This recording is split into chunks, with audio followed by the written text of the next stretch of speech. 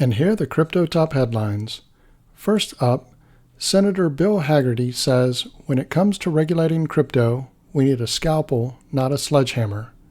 Next, crypto funds see largest weekly inflows in more than a year, says CoinShares. Also, UK confirms plans to regulate crypto industry with formal legislation. Welcome to Crypto Top Headlines, where there's no clickbait thumbnails or titles, and no speeches on my opinions, just bringing crypto's news to you. We are a new channel here on YouTube, and would greatly appreciate it if you would click on the like and subscribe buttons, as well as the notification bell. It does help support the channel, so thank you in advance for doing so. Now, on to these headlines. Our first top headline is a 6-minute clip from the Senate Banking Committee hearing held on October 26th. This is Senator Bill Hagerty from Tennessee talking about regulating crypto. We need a scalpel, not a sledgehammer. Senator Hagerty of Tennessee is recognized. Thank you, Mr. Chairman. There's been a lot of discussion among members of Congress about the role of cryptocurrencies in funding the recent attack on Israel that was carried out by Iran-backed Hamas. Policymakers that are hostile to cryptocurrency have even gone so far as to suggest that by eradicating the crypto industry, perhaps the attack would never have happened. I find that amazing to hear, but that's some of the claims. I'd like to provide some context to these claims. The Wall Street Journal recently reported that Hamas and Palestine Islamic Jihad, since 2021, have received roughly $130 million in crypto financing via offshore exchanges and platforms like Binance. It's important to note that these figures are disputed, and per independent analysis that was released just this week, could be overestimated by as much as 99%. The data analytics firm cited in this Wall Street Journal report has even disputed the estimates that were reported, stating that there is no evidence to suggest that Hamas fundraised anything close to this $130 million reported. Make no mistake, any such funding is unconscionable and should be addressed in a thoughtful, targeted way in order to choke off these terrorists. But we should do this without pushing the crypto industry overseas. In this case, we need a scalpel, not a sledgehammer. What seems to be lost in the discussion is the billions of dollars, I'm talking about billions with a B, that have been funneled to these very organizations we're concerned about, or that's their principal sponsor, Iran, with the blessing of the Biden administration. Until recently, this appeasement policy was led by Special Envoy for Iran, Rob Malley. Rob Malley, who's had his classified security clearances ripped away, who's been kicked out of the State Department, and whose team included at least one person who it's been reported is a member of the Iranian Experts Initiative, which is a foreign influence and collusion network that's run by the Iranian regime.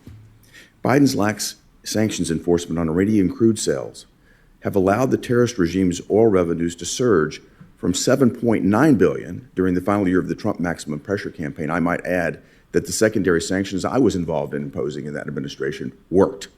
From $7.9 billion in the final year of the Trump administration to more than $42 billion in 2022. According to estimates, the Iranian regime has been able to amass up to $91 billion in illicit oil revenue since the Biden administration came into office. President Biden's also greenlighted a $10 billion payment from Iraq to Iran for electricity. Further, President Biden has sent UNRWA over $730 million. UNRWA nominally provides direct relief and works programs for Palestinian refugees in Gaza and the West Bank, but these funds are fungible. And UNRWA has an abhorrent track record of supporting anti-Semitic curricula that refer to Israel as the enemy and teach math. I'm not making this up. They teach math by counting martyred terrorists. I've seen the materials. At the same time, Qatar has over the past decade provided more than $2 billion in fungible economic and humanitarian aid. So my first question is a simple one, Dr. Wagman. Is tens of billions of dollars in Iranian oil revenue and sanctions relief from this administration, plus whatever direct monetary relief to Hamas-controlled Gaza that has flowed that way, is that in any way comparable to the $130 million that allegedly has flowed through, which is probably overstated from the crypto markets? Yeah, so as I mentioned, crypto right now is not the main source of funding for Hamas, but definitely the old traditional ways in which we see that state funding is the most dominant thing that is funneling into the Gaza Strip from cash. Let me follow up on that. Is it fair to say then that these oil revenues, the sanctions relief, and the direct monetary relief revenue streams have done far more than any crypto financing to either directly support these terror groups or to build up the resources that they could then divert to other malign activities? Generally speaking, the funding of Hamas comes from state funding in many different channels. It goes through Turkey, to money exchanges, through trade-based terrorism financing, cash that is being sent, banking system, underground banking, many variety of ways. Yep. Crypto is only one of them, and it's right now it's a limited part. Point being that we brought those revenues down dramatically through the maximum pressure campaign. They've skyrocketed because of non-enforcement of sanctions. And what seems to be happening here is that we're trying to divert attention from that fact, attacking an industry that we should be moving onshore. We want to actually have control and promote it and be able to deal with it. Instead, pushing it offshore strikes me as a very bad idea. Dr. Wagman, one last question. Do you agree that international entities are harder to work with to combat these illicit flows? Would providing clarity to the crypto industry and encouraging these companies to move to the United States and within our jurisdiction rather than forcing them offshore not be a more straightforward way to reduce these illicit flows? I think that having a global regime is extremely important in order to make sure that there are no weakest link, because you could impose whatever you want internally, but then everything is being pushed away to other jurisdictions. So you have to have it both internally and internationally. And with that respect, we do see that the weakest link is in other countries that did not enforce FATF regulation. And I do think that the US can push very strongly the FATF in asking it to actually publish gray list of countries and jurisdictions that do not enforce the regulation and that do not impose the travel rule and all the other regulation, which can actually create a safer global environment. In addition, the US could also choose and go and sanction or designate particular exchange platforms that are being used, in fact, for terrorism and criminals as like mixers, because they do not fully support or fully conduct the KYC that is required. Thank you, Mr. Chairman. Our next top headline, crypto funds see largest weekly inflows in more than a year, says CoinShares. Crypto exchange traded products saw $326 million in inflows during the week ending October 27th, according to a report from CoinShares. Crypto exchange traded products, or ETPs, saw their largest weekly inflows in more than a year, according to an October 30th report from asset management platform CoinShares. Inflows were $326 million for the week ending October 27th, dwarfing the $66 million recorded over the previous week. ETPs are investment funds whose notes or shares are designed to track the price of a particular asset. In the case of crypto ETPs, they usually track the price of large market cap cryptocurrencies, such as Bitcoin or Ether. Some investors prefer to get exposure to crypto prices through funds rather than holding these assets themselves, as shares of these funds can be held in a traditional brokerage account. An ETP inflow occurs when the fund's prices rises faster than its underlying asset, which causes the fund to buy the asset. This is generally seen as bullish for the underlying asset.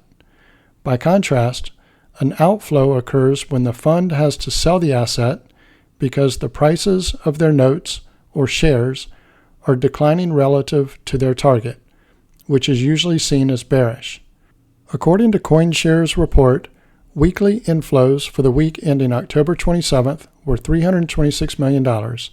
This was the highest since July 2022, 15 months ago. It was also the fifth straight week of ETP inflows. There's a chart of the inflows there. According to CoinShares, one possible explanation for the sudden rise in inflows could be rising optimism from investors that the U.S. Securities and Exchange Commission is poised to approve a spot-based Bitcoin ETF in the U.S., which could anticipate that there will be inflows to U.S.-based funds after approval. Despite the sharp increase in inflows, this week represented only the 21st largest increase ever recorded, CoinShares said. The largest weekly inflows last week went into Bitcoin ETPs, which represented 90% of the total. Solana's SOL also benefited from the optimistic spirit pervading the market, as it saw $24 million in inflows. However, Ether funds went in the opposite direction, suffering $6 million worth of outflows. Despite multiple applications being filed over the years, the SEC has yet to approve a spot Bitcoin ETP. Van Eck amended its application on October 19th, presumably to comply with the agency's concerns. Hashdex also met with the SEC on October 25th in an effort to get their spot Bitcoin ETP approved. Our next top headline: UK confirms plans to regulate crypto industry with formal legislation. The UK government on Monday confirmed plans to regulate the crypto industry, announcing in a consultation paper that it will look to bring in formal legislation for crypto activities by 2024. The government published its response to a consultation paper issued earlier this year, which outlined recommendations on regulating the crypto industry. In the Monday paper, the government said it intends to bring a number of crypto asset activities under the same regulations that govern banks and other financial services firms. I am very pleased to present these final proposals for crypto asset regulation in the UK on behalf of the government, Andrew Griffith, the UK Financial Services Minister, said in a statement. I look forward to our continued work with the sector in making our vision a reality for the UK as a global hub for crypto asset technology. The government's proposals include stricter rules for exchanges, custodians that store crypto on behalf of clients, and crypto lending companies. The UK also proposes stricter regimens for market abuse and crypto asset issuance and disclosures. The government aims to introduce laws for the crypto industry before Parliament by 2024, according to the paper. It is not immediately clear at this stage what UK laws on crypto will look like. The EU set out a clear framework for digital assets with its MiCA, or Markets in Crypto Assets, regulation, including a licensing process for crypto firms. The UK is further ahead in the process than other tech-leading nations. Numerous bills are going through Congress, but the US is far behind others when it comes to bringing about formal federal laws for the crypto industry. So this concludes our top headlines. If you haven't already done so, don't forget to click on the like and subscribe buttons, as well as the notification bell.